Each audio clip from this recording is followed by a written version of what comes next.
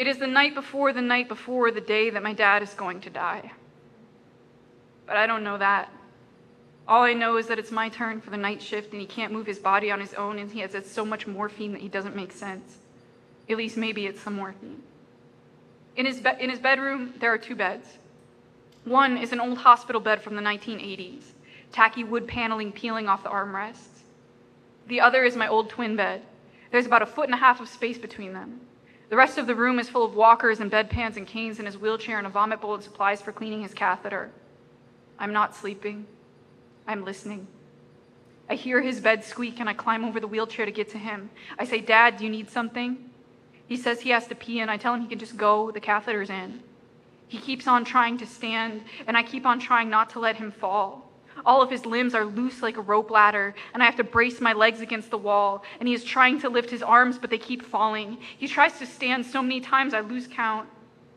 After 6 hours of this, I think I hear him sleeping. And my body is so tired, I am sleeping. And then I'm waking up to a thump and I'm running and pushing with all my strength to keep his sliding body on the bed, to beat gravity. I know if he falls on the floor when I'm alone with him, I can't get him up. At hour 11, I call my mother. I can't do it. I'm not strong enough. And she comes home from work and I cry in her arms.